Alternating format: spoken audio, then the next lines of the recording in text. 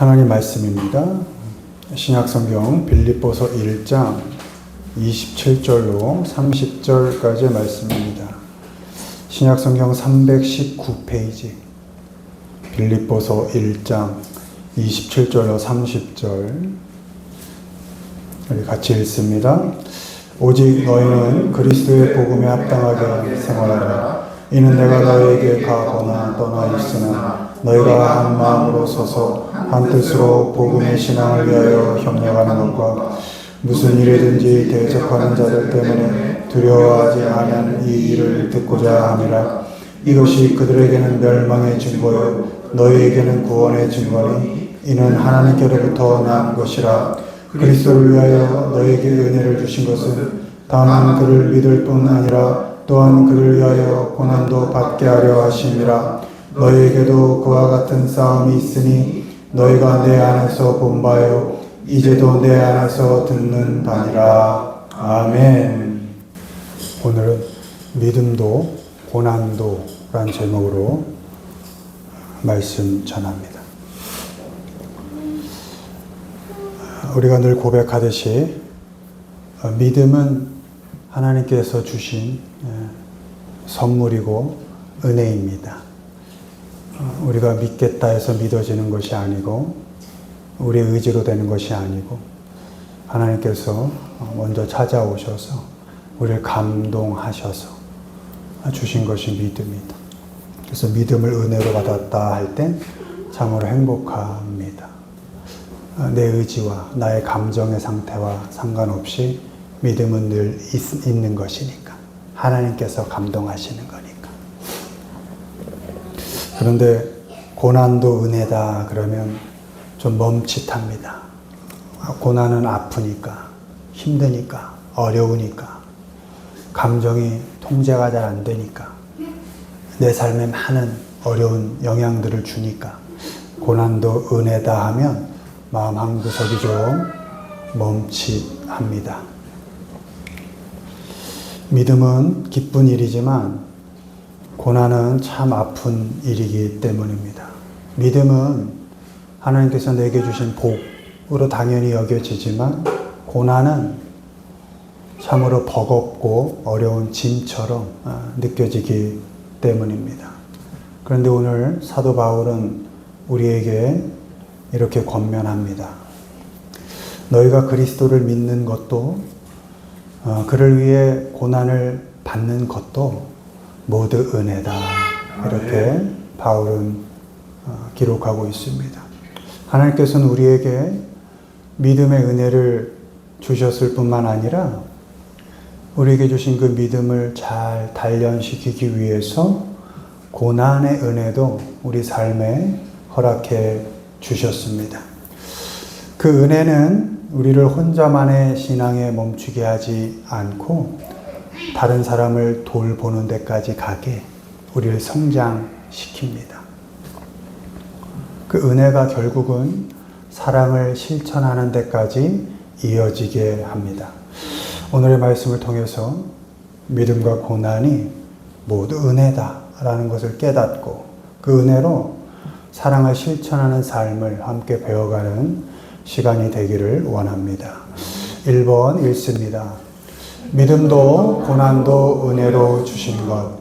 그리스도를 위하여 너에게 은혜를 주신 것은 다만 그를 믿을 뿐만 아니라 또한 그를 위하여 고난도 받게 하려 하심이라. 아멘.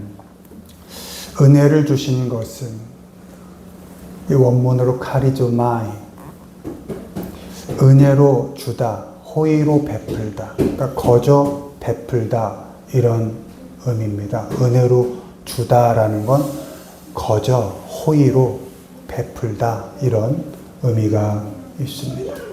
하나님께서는 믿음도 은혜로 주셨고 고난도 은혜로 주셨습니다. 믿음은 하나님이 주신 선물입니다. 우리가 예수님을 믿게 된 것은 우리의 결심 때문이 아닙니다. 우리의 결심 때문이라면 그 믿음은 하루 이틀 늘 변하게 될 것입니다. 어쩌면 믿음이 우리 삶 가운데 남아있지 않을 겁니다. 우리는 믿을 그런 결심을 해도 할 수 없을 뿐만 아니라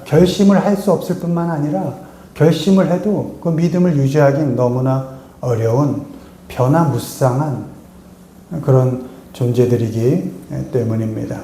하나님께서 먼저 우리를 찾아오셨기 때문에 우리 안에 믿음이 안정적으로 있게 될 수 있는 것입니다. 사도 바울을 만나 주셨을 때 예수님, 사도 바울의 형편은 예수님을 믿는 자들을 잡아 죽이러 다니던 그때였습니다. 바울이 예수님을 만나는 결심을 한 적이 없었습니다. 그런 형편에 있지 않았습니다. 오히려 예수님께 대하여 도전할 때, 예수님 믿는 자들을 잡아 죽일 때, 그때 예수님이 바울을 만나 주셨습니다. 그게 은혜입니다. 믿음은 우리에게 그렇게 은혜로 찾아오는 것입니다. 여러분이 언제 먼저 하나님을 찾으셨습니까? 하나님이 먼저 우리를 찾아오셨죠. 우리가 찾을 형편도 안 되고 찾을 의지도 없을 그때에 하나님께서 먼저 우리의 삶을 두들겨 주시고 우리의 마음을 두들겨서 우리 안에 들어오셨죠. 아멘. 그래서 믿음은 하나님의 선물이다, 이렇게 고백할 수 있는 것입니다. 에베소서 2장 8절, 너희가 그 은혜에 의하여 믿음으로 말미암아 구원을 받았으니 이것은 너희에게서 난 것이 아니요 하나님의 선물이라. 아멘. 아멘.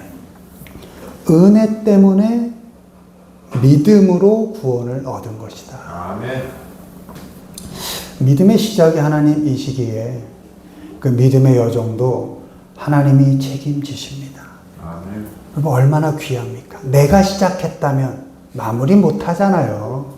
우리가 우리를 너무 잘 알잖아요.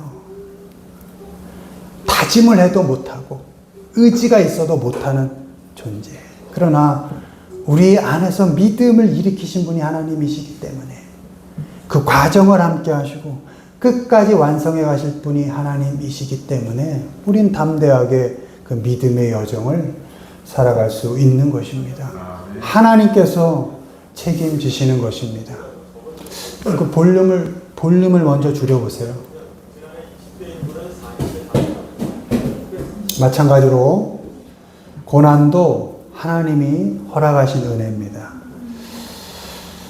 그를 믿을 뿐 아니라 그를 위하여 고난도 받게 하려 하심이라. 그 전제가 뭐죠?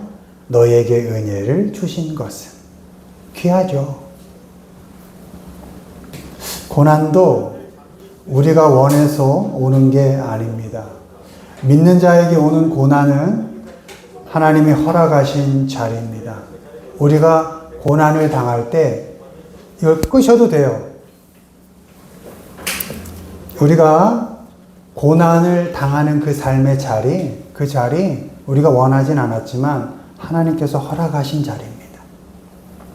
하나님이 부여하신 훈련의 과정, 그것이 고난이라는 것입니다.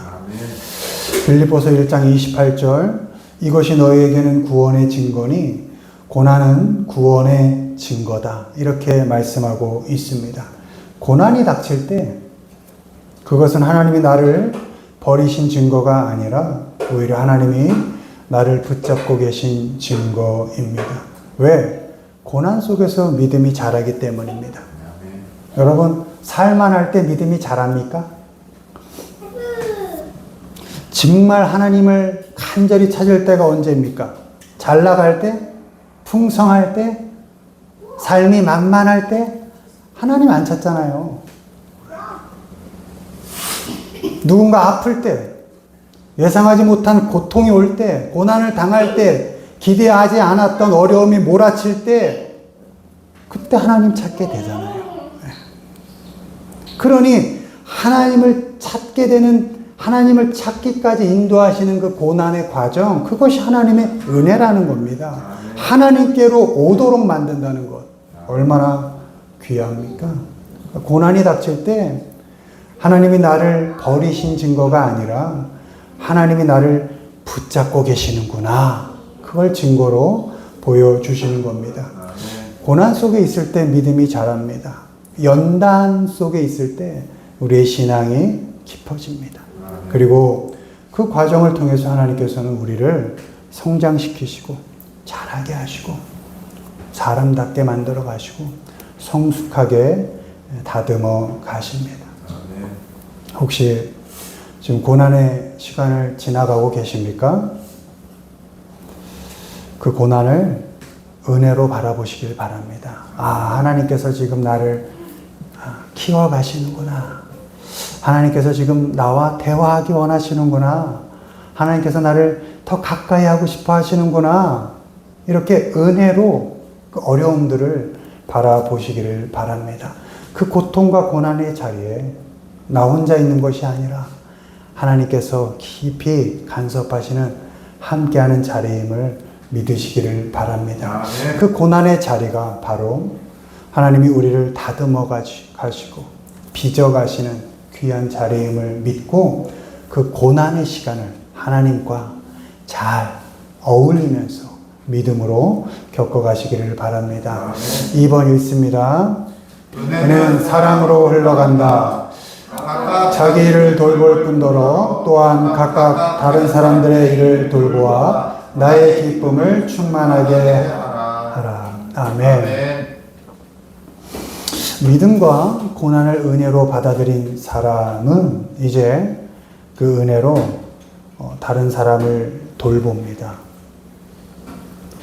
믿음의 은혜는 우리를 하나님께로 향하게 합니다. 왜? 믿음은 하나님께서 주신 거니까. 믿음으로 하나님께 나아가게 합니다. 그럼 고난의 은혜는 우리 어디로 향하게 할까요?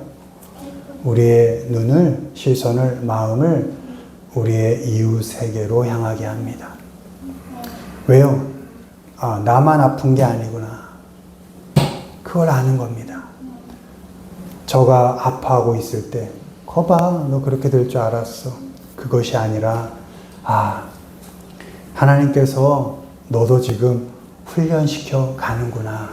아프겠지만, 힘들겠지만, 나만 아픈 건 아니지. 너도 역시 아프지. 잘 견뎌가길 바란다. 잘 겪어가기를 바란다.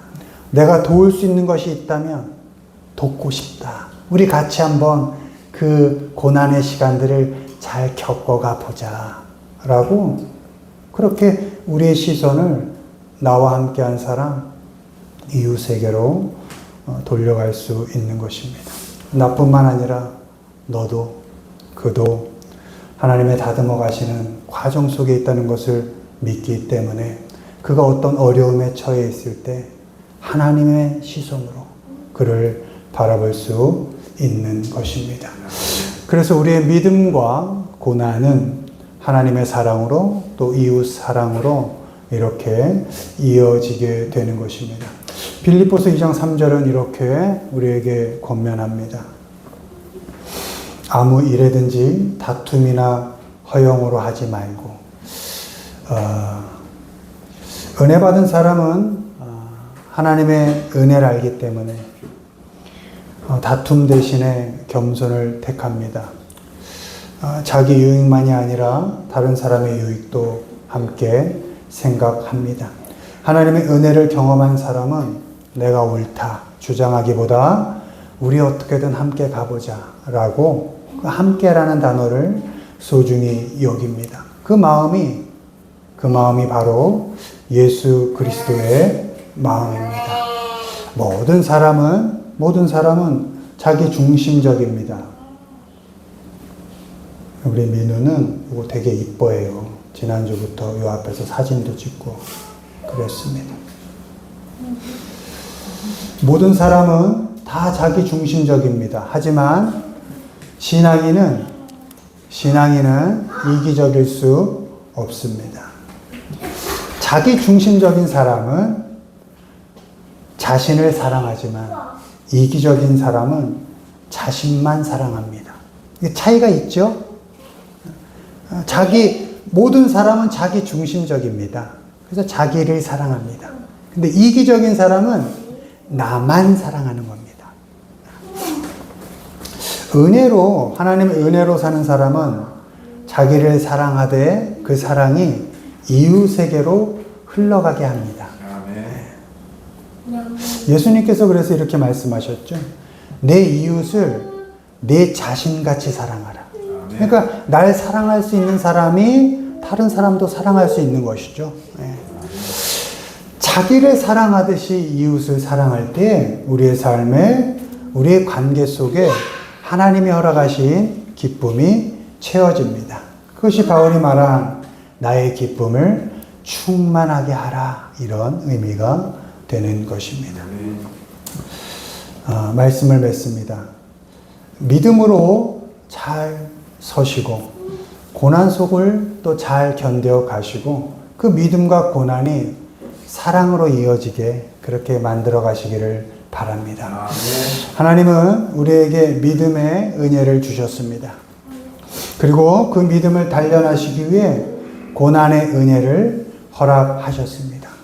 이제 그 은혜를 받은 사람은 그 받은 사랑을 다른 사람들에게 흘려보냅니다.